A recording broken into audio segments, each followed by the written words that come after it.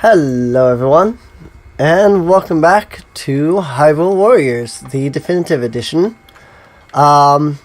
This, I'm not going to make any promises with this episode, but I will say that in my other two runs of the series, being Hyrule Warriors, the original, and Hyrule Warriors Definitive Edition,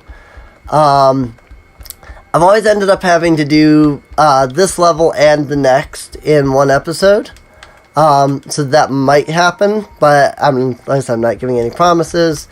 We'll see what happens. But that said, as always, I am joined by my friend here. Hello, it is me, Card, the guy who last episode decided to completely reimagine the Calamity Ganon, and Malice Ganon fight down to something how I would prefer it. And if you saw that, and if you didn't hear that last time, well, go check it out. I think I had a really good idea. Right. I'm not repeating it again, folks. Right. Nah, I thought it was a pretty good idea too. So, but it definitely was a way that the Calamity Ganon fight could have been fixed. There was so much that was good about it. Okay, there really wasn't that much that was good about it. Thematically and design-wise, holy crap, were they good? So, I'll give them that. Yeah. But that said, we are stepping into the grand finale of Hyrule Warriors, which Ganondorf Ganondorf has taken over Hyrule. It's time to do what Link does best and kick his shit back in. Yep. So, in the last episode, obviously Ganondorf kicked our faces in, and he now has the full Triforce. So in this one, we're going to head off to Gerudo Desert, the source of his power. Basically, cut that off. Deal with Zant and Girahim, and then move on from there and take on Ganondorf after that. So, the Gerudo Desert. Yep. The Gerudo Desert, brought to you by sand. There's lots of it. Get used to it. Oh yeah, I forgot that I was wearing the champion's tunic from Breath of the Wild. How appropriate. Right? Especially after our conversation of Breath of the Wild just a few minutes ago. So. Oh boy. This time I really don't have that decent of a topic, so I'm just gonna talk about various things that I do and don't like about the Zelda series, pre Breath of the Wild and stuff from Breath of the Wild. Note from my own personal playthrough, I actually haven't gone through any of the DLC because I actually don't own the Wii U system. It's at my place, and deleting data off that is a big no. Right. So yeah, one thing I've liked in pre Breath of the Wild Zeldas was the dungeon layouts, because Zelda is very much a puzzle action game. You've got you've got your combat, but I think a lot of people agree that as impressive as Link's feats of strength is, it's really the fact that he's a great puzzle solver. Yeah. Seriously, seriously, the dude is pretty much the McGyver of Nintendo. Give him a few minutes and he'll be able to solve almost anything. I cleared it without even knowing. I was still attacking nothing because I thought things were gonna spawn. And I was like, oh, I actually cleared the area. Yeah. What's that? Link, I Zelda, like it's puzzle. The combat can pre Breath of the Wild Zelda's combat, it can be hit or miss depending on the game. Right. which leads me to kind of something that at first when I was playing Breath of the Wild, I was like, I don't know how to feel about this because yeah, you only had a few core stuff for all the different puzzles in the shrines. This definitely, I felt it definitely focused a lot more on combat and on the combat, which I did like the refinements they made to it. Not make a not make. Sorry, this is what happens when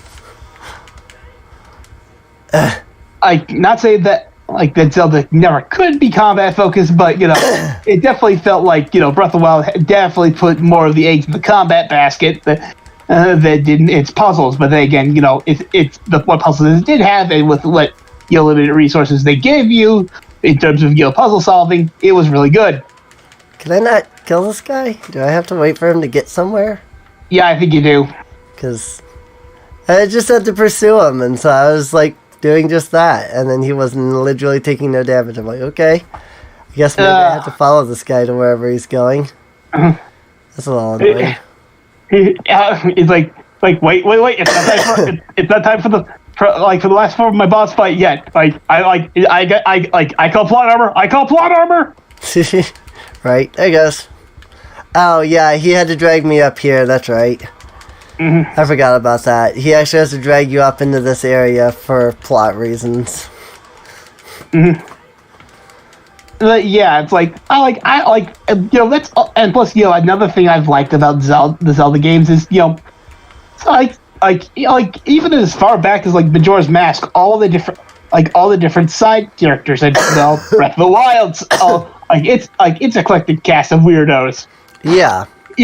Minus Rivali, but then again, I just personally don't like Rivali. Right.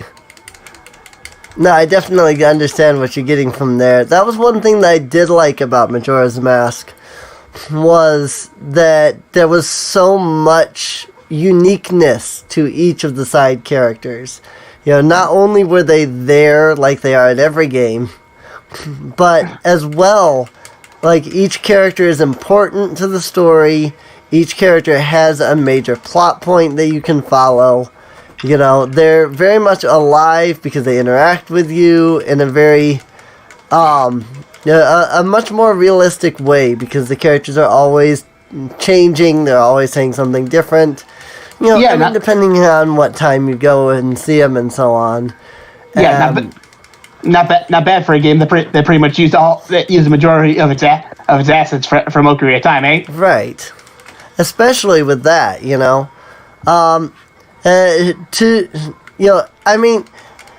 say, the characters are always changing and the dialogue is different and stuff, but to quote Flowey from Undertale, it is still all, numbers and things like that. The characters always say the same thing at certain times. But at the same time, one thing with that, part of the reason that I think of that is Flowey there with that, is because you are going back in time quite regularly. And so, everything is always, the same as it was before. But what you do changes what's happening, If that makes sense. I don't know if that made sense of what I was trying to actually get at there. Yeah, sure, the actions may be the same, but every time you go through another time loop, you get something different. Yeah. Also, is it just me, or did things get just a little bit more hazy? Yeah, it did. Okay. There's an intense heat going on right now in the Gerudo Desert. And it's actually affecting character morale and stuff like that. Okay. So yeah, everything did get a little hazy. Okay, correct. Okay, I thought it was just I thought I was just like. Did I die just then or something? No, I think you just got I think you just got stuck in a corner. I don't know. It was acting like I couldn't move or do anything. I was like, I do have a fairy that revives me when I die. So I'm like, did I just die there or something? Because, like, I wasn't looking and paying attention to see what my health was at. Until I suddenly noticed that I wasn't, like, able to move and stuff. So I don't know if I, like, died, and that was why I, like, was stuck. Or if something else weird was going on. I don't know. I don't know, but hey, Zant's gone. Also, Gold Sculpture. Yeah, I gotta get over there still. Zant was along the way. So, I can't even get over here yet. Oh dear. I think I had to kill Zant to get this way, but I don't remember. But I know that the gold skull is beyond this gate over here. Anyway. I might not be able to get over there, though. As I was saying about characters, yeah, like the Zelda games have had a lot of interesting characters. With, sort of the major exception of, well, whenever they don't characterize Link. Right. Because, I think, probably one of the better Links have been, well, Breath of the Wild Link, because, they actually gave him a bit of characterization. Hyrule Warriors Link, because, again, a bit of characterization, and of course, Wind Waker Link, because that guy is just adorable. Right. Oh yeah, I have to do this. I have to get this scene. That's right. Lana's like getting trashed by all these enemies because again, there's like a heat wave going through the desert here, and so she's getting like trounced. Yeah, it's like okay. I know my clothing is appropriate, but still, geez, what's with this weather? Right. This part's cool, though.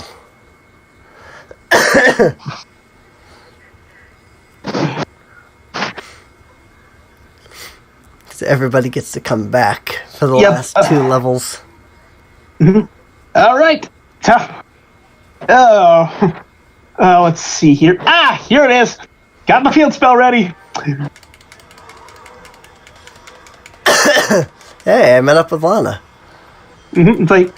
It's like hold up, like okay, if I may make this joke, if I may get this joke out of my system, it's like an old Yu-Gi-Oh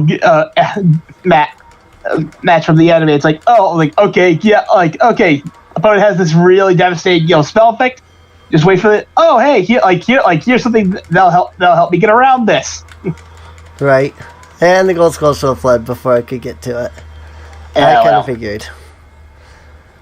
Once I realized where the skull shell was, I was like, "Oh yeah, this is another one of those ones where you have to kill like low amount of enemies."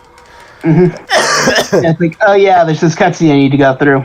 Yeah. Oh well. And just to get this joke also out of my system because I brought up Yu-Gi-Oh earlier. Law just pendulum summoned a bunch of character cards. Right. Endor's first are advancing towards the allied base. Goodbye, Keep Boss. Goodbye, Deku Baba. Night. Sorry. God. Yeah, I'm kind of glad. Like I said before, I'm glad that that Link has been characterized more often, because it's like of course every incarnation of Link is always going to be good-hearted in some capacity. We get that he's the reincarnation of Hylia's hero. Right. He's always going to be a good guy, but with Toon Link, he's excitable, and he cares deeply for his sister because if you're like me and you're an older sibling. You do your darndest to make sure that your younger sibling is taken care of, and the moment they get in trouble, you go off the deep end. Yep. I mean, I'm not an older sibling, so I definitely don't fully understand. But I have 2 older siblings. I have 3 older siblings, so. Mm-hmm. I'm the youngest one in my family. But yeah, So that's why Wind Waker Link is definitely one of the links I rate up as one of my favorites. Yeah. And go ahead. I was just gonna say, I can definitely see that. Wind Waker Link especially was the first Link that. Well, it wasn't Wind Waker Link. It was Phantom Hourglass Link. But it was the first Link that I really saw like a lot of emotion and stuff with. When I was playing Wind Waker, I'm going, man, this is so much different from like Ocarina of Time Link, because he's got way more emotion. He's got a lot more expression, and it was very refreshing to see. With Ocarina of Time Link being as stale as he was, I mean, he had some expression, but let's be honest, he wasn't the most expressionate character, Yeah. Yes. As much as we love to rag on Navi, she was kind of the glue that held that little act together. Yeah. And so it really is like there was, Ocarina of Time Link had so little emotion. And, I played Wind Waker. When I played the games, Twilight Princess was, like, brand new. But I had played Wind Waker before Twilight Princess, so I hadn't seen the more emotional, expressive Link yet. And actually, it was... And when I played Wind Waker, it was Phantom Hourglass was the new one. Because I had played that. And funny story about that, I actually used to do, and Card knows this, but people might not. I used to do fan fiction where I basically would take a Zelda game and I would turn it into a novel. I'm not very original, so that I couldn't come up with like an original fan fiction, so instead I basically would novelize. And I had this one follower. I started novelizing Phantom Hourglass, and of course, I had never played Wind Waker, so all I had to go off of was the opening of Phantom Hourglass. And so, I started novelizing Phantom Hourglass, and I started with the opening, where, it talks about what the summary of Wind Waker and stuff. And I wrote it and everything, and the one fan I had was like, you should really play Wind Waker so you can see how it really is and everything. I'm like, yeah, but I've never done it and such. Because he first started by asking whether or not I was going to do Wind Waker since I was doing Phantom Hourglass. And I've never played Wind Waker, so I don't know anything about it. So he's like, well, you should play it and everything. So I was like, well, maybe one day. And then I kind of got into this like, oh, well, I just want to play all the Zelda games. Because I enjoyed Phantom Hourglass. And I went off and played, I think it was A Link to the Past afterwards. And I was enjoying them. I played like 3 or 4 Zelda games in that time period. I was like, I'm enjoying these. So I decided to start going out and collecting them and buying them. And I ended up with 4 Sword Adventures first, but I did end up getting Wind Waker after that, and I was like, oh hey, this is, loaded Wind Waker up and started playing it, and I'm going, this is an interesting game, and, then you start really seeing the emotions of Link and everything, I'm going, I really don't see why people complained about this game, Link is so, like, yeah, okay, it is cartoony. I get that was one big complaint, was it was so cartoony after, Wind Waker, or not after Wind Waker, but like Ocarina of Time, Majora's Mask and stuff like that had been released. So it was a different step. Then when people first got introduced to the GameCube Zelda, they thought it was going to be, something like an advanced version of Ocarina of Time. Yeah. They had done the Space World 2000 preview and had shown off the more realistic style of Zelda there, showing Link and Ganondorf fighting from Ocarina of Time with a much more like 3D realistic style. But then that wasn't what came out. I think it was just people being like, "Hey, this wasn't what you showed us originally." Yeah, and so I got that there was I got the cartooniness. Personally, I thought that the cartooniness made perfect sense and was hilarious. I'm sorry, watching Link get blown up and go flying and then smash into the Temple of the Gods, still one of my favorite scenes. That is hilarious to people. If you disagree, then you clearly have no idea what classic Looney Tunes comedy is all about. Right, it really is. It's very classic Looney Tunes comedy, and like it's still one of my favorite scenes from Wind Waker. But like I was playing through Wind Waker, going, I love this because Link is expressionate. You can, especially coming from the stance of, when I first played Wind Waker, I was planning to novelize it because of the one fan. I was like, all right, so how do I make Link talk? And I'm playing through this game, going, I can see so many different ways of making Link interact. Okay, yeah, when I did the novel, I did remove the cartoony aspect. It was a much darker, much more mature story with a 16-year-old Link instead of the, I assume, 10 that he's supposed to be in Wind Waker, from what 10, it looks 12, like. 12 and a half? Somewhere in there, yeah. That was one reason I picked 16, was because I was like, I don't know what age he's actually supposed to be.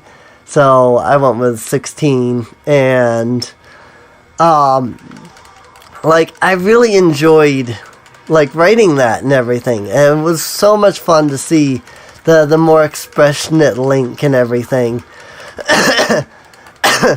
And then I remember after that going into Twilight Princess next and going, oh my god, this is what Ocarina of Time needs to be, because you had the expressionate Link, which was amazing. You had astounding graphics. Oh my god, the graphics were great. The game controlled so well. It played so well. It was so good, really, Mm-hmm. And I'm going, this is what Ocarina of Time... I was like, this, if they ever remake Ocarina of Time, I hope this is what it's like. And that might be one reason I was so sorely disappointed by Ocarina of Time 3D. Because they just... and I'm going to get a lot of flack for this. I got a lot of flack from my friend for saying this when I said it back when Ocarina of Time 3D came out. But Ocarina of Time 3D, for all intents and purposes, is a port of Ocarina of Time. Because yes, they fixed a couple of gameplay issues, they updated the graphics, sure, they programmed it from the ground up, but did they actually change anything? No, not really. So...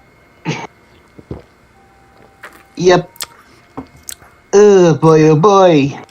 I know I'm gonna get a lot of flack for that, because it's another port, it's a remake, they built it from the ground up, and yada yada.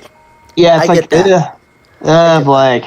The comments are just going to be are going to be very much alive. Very much alive. Yeah, like I said, I get that. I absolutely do, and I absolutely agree that it is in fact a remake. But it doesn't feel like a remake. It does not. It just feels like an enhanced port. Yes, thank you. That's the word. That is the perfect term for it. An enhanced port. And if people say, "Oh, that's what a remake is," I'd look at them no, a remake is going back and fixing things that didn't work. And Unfortunately, because people praised Ocarina of Time so much, Nintendo got lazy and didn't think of fixing anything. Well, it's not that they got lazy. They actually got scared about fixing things. One developer actually said that they left in several glitches from Ocarina of Time because they were afraid that like the speedrunning community would be all over them about it because they were glitches that allowed you to speedrun the game. I'm like, okay. But anyway, so next episode is the finale, the Liberation of the Triforce, the last episode in Hyrule Warriors. So I do hope you've enjoyed. If you have, please feel free to subscribe. Feel free to check the video description down below for a link to the playlist. Also, there's a link to my Patreon. It really does help support the channel. And with that, we'll see you all next time. Ciao. See you later.